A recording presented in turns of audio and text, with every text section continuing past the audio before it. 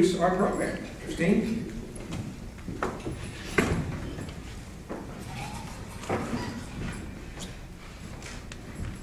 Good afternoon. I grew up in New York, the youngest of 6, and quite a bit of a tomboy. One day, I got into my older sister's makeup case, and I was about 5 years old. And I came down and I had fake eyelashes glued to my cheeks and blue eyeshadow everywhere. And my grandmother, with the best New York accent ever, went, "Oh my God, look at you. That makeup, it's like putting glitter on a rose. Go take that off." And it was a lovely compliment. So today, when I was thinking about how I would introduce Makaya, I said, I really had to keep it simple, because anything that I could say about him or about his life would be putting glitter on a rose. I met Makaya a few weeks ago when our history teacher, Scott Jennis, who's here today, he teaches history at York Country Day School, and he also teaches history at York College. And he approached us and he said, I have a student in my class who has a really compelling story, and I'd love to have Makaya share it with our students. So Makaya showed up, and we gathered our upper and middle school students in the library. What was to be a 30-minute discussion or presentation, for us time stood still. And for 2 hours, a group of very rambunctious, lively, and energetic students listened to his story. It touched all of us. I was called to action. I feel compelled to help Makaya share his story. And when I asked Rotary if they would sponsor him and listen to his story, they agreed. So I am very, very proud to introduce our guest today, Makaya Revell. His story is about survival, resilience, and an indelible spirit. Makaya.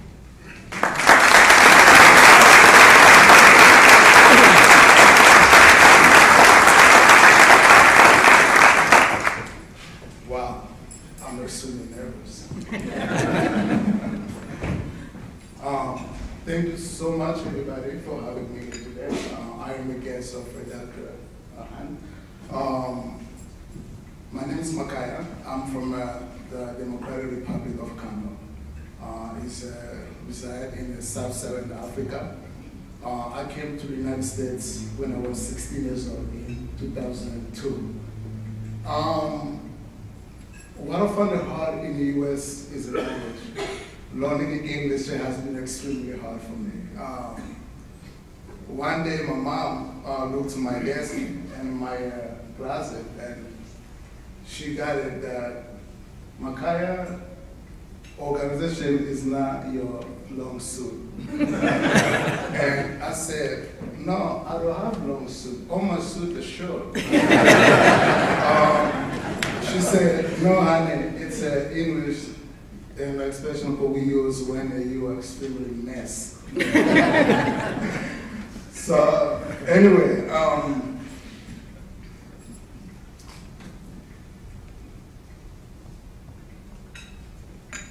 I would like to share the 2 things that is happening in Congo. 2 different genocides in the 2 different towns. The first genocide occurred when the Europeans, the major actors in the world, decided to divide Africa in 1884 and 85. It was called the Berlin Conference, also known as the Congo Conference. Unfortunately for us, Congo, we were given to the Belgium under the King of Leopold II. And there is when King Leopold killed almost 10 million Congolese people. That was first generation of genocide in Congo. But to know more about it, if those of you like to read, here's a book where it kind of explains everything, how King Leopold did when he went to kill these Congolese people. But the book is called King Leopold Ghost. I read it 3 times. Every time I read it, I learned something new. From 1884 to 1908, that's when the whole things were happening. But I didn't care much about the first generation of genocide.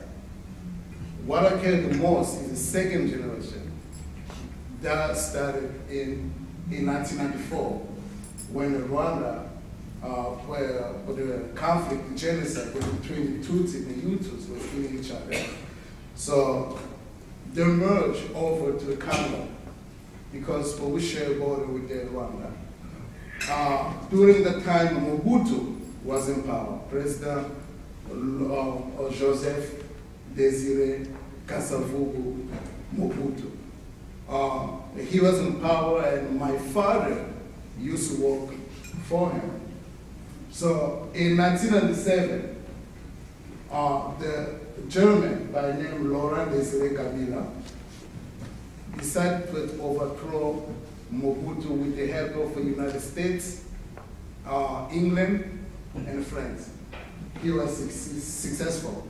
When he overthrew Mobutu, Mobutu left the Congo. And after Mobutu left, Kabila went after most of the people who used to work for Mobutu. So when the genocide came to my house, my father was killed, and my elder brother was killed. I fled to the ship. That's what I got in the United States at the age of 16. So when I came here with the immigration issues, I was put in a shelter in Reading, Pennsylvania. Did I say it right? Reading, Pennsylvania? So I stayed there for like an hour, no, 1 year. And I came from a privileged household in the Congo. The way they were treating us in this place, it was not only strange to me, it was awkward. Like, you have to ask permission for everything. We were like prisoners, where they call a shelter in Congo. So I started talking with the Amnesty International without English, but I had the courage to talk to somebody about the condition and how we were being treated in this place. So every time the immigration officials say like, oh, who are you talking to? You've been talking for 5 hours. What's going on? I say, no, it's my social worker. I was describing the condition to the Amnesty International. They made enough noise in 2004, 2005. That's when President Bush administration heard their problems and they issued the executive order to close every unaccompanied minors organization in the United States. So for those of us who didn't have a family in the United States, we were placed to the forced home system. So I went to Philadelphia. I lived there for like 2 years, 1 year. And when I turned 18 years old, the US government said that they cannot fund it, my living expenses anymore because I'm an adult. So my social worker found a place here in York, Pennsylvania. But the place was called Friendship House with a Golden Vision here in York, PA. That's where I used to live. It's here in the Market Street. In 2005, I got a news from my brothers saying that mom died. My mother died at the age of 36. Keep in mind, in the Congo, life expectancy is 49. Mom died at the age of 36. That was the last straw for me. I went into a deep depression, suicidal, and a lady named Leanne said that, Makaya, she concluded, Makaya, you need a professional help. We do have a doctor here, a psychologist, who does the pro bono work for our residents. So let me make phone calls, see if she will like to see you for free. So she contacted Dr. Elizabeth Revell, and in 2006, Dr. Elizabeth Revell became my legal mother, her and my father, Dr. Alvin Revell. So they started helping me go to school. I graduated as a valedictorian of my high school, and I was accepted at the York College, Pennsylvania. I'm a senior graduating in May. I just said I got admission to the American University for a master's and PhD program. So if you hear my voice there with soul, I was there all day talking to the people. So that's my story here in the United States. People often ask me, Makaya, you are a citizen. US is not helping you. Your schooling is funded by your parents, and your medical care is funded by your parents as well. So why is it we love the US so much? My response is usually that they don't understand the United States. Even though you were born here, you have great jobs here. My response to those people is that you don't understand what value the US hold for us, especially we coming from a third world country. My personal story is very simple. My story can be only possible here in the US. See, the opportunity I have, only America will give it to me. See? With the trouble immigration, York College didn't see my immigration pass. It saw what I can offer to the school. So I'm proud to be a member of the York College community. See, my parents, this country, gave me my parents. See, how are we responding to this genocide, second generation? We created the organization called the Mary Makaya Foundation. It is our response to the genocide. I'm not here alone. I'm here with our board members, Professor Scott Jones, Dr. Elizabeth Revell, Dr. Alvin, and then we'll be working with Dr. Han. So it can only happen here in the United States. You might ask yourself the question, why would we decide to create this organization?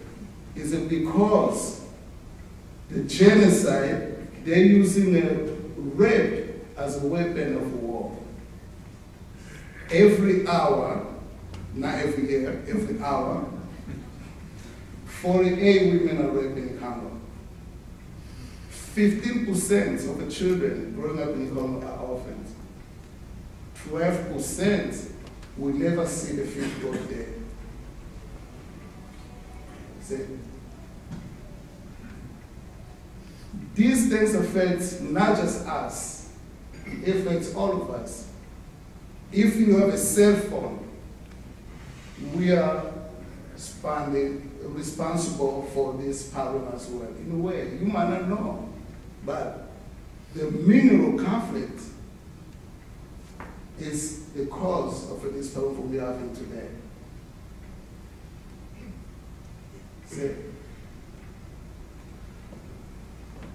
My father, before when he died, I didn't have a good relationship with my father.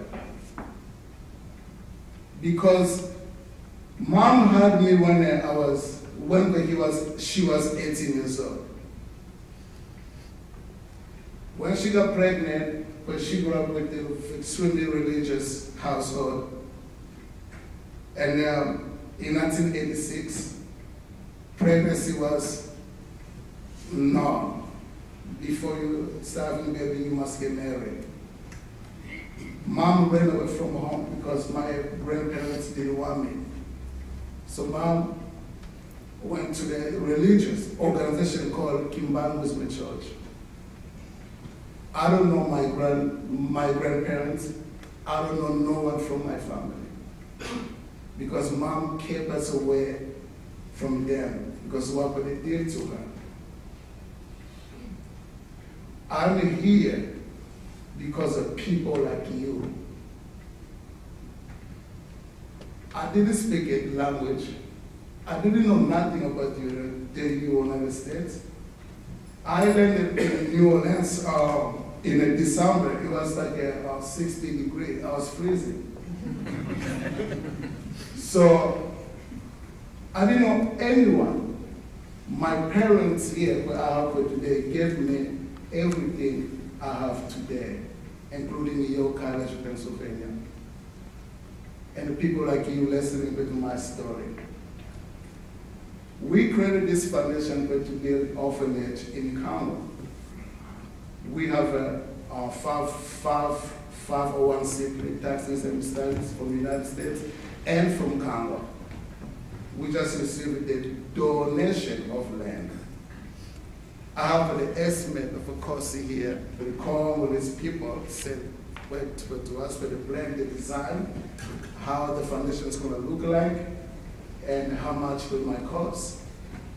But they claiming that it might cost up to $300,000 to $400,000 to have a building and get ready to go.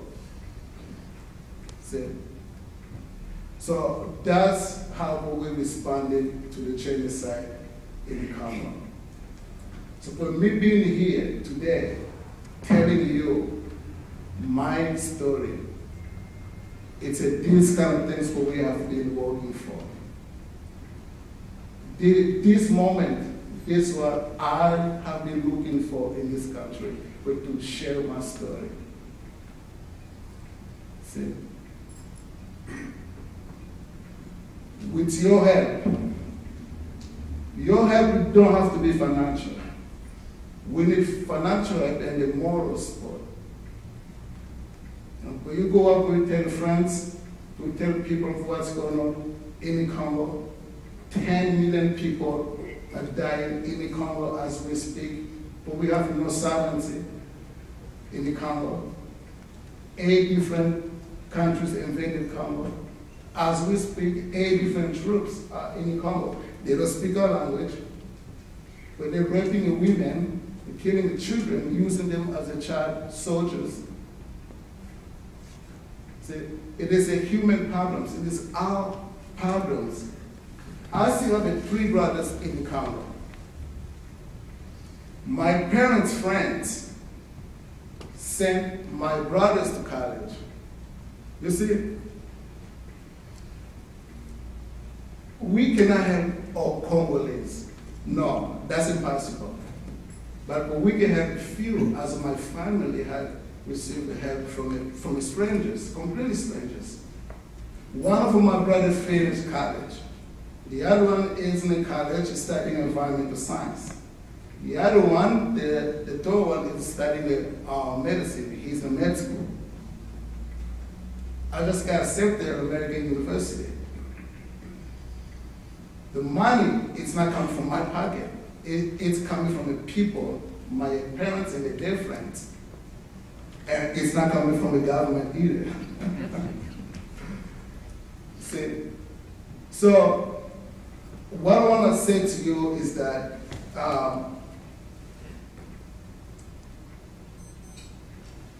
my favorite philosopher is Socrates. He said that an examined life is not worth living for human.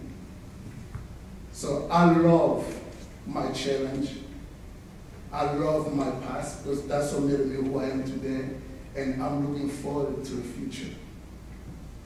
See, I have to be challenged to be who I am today.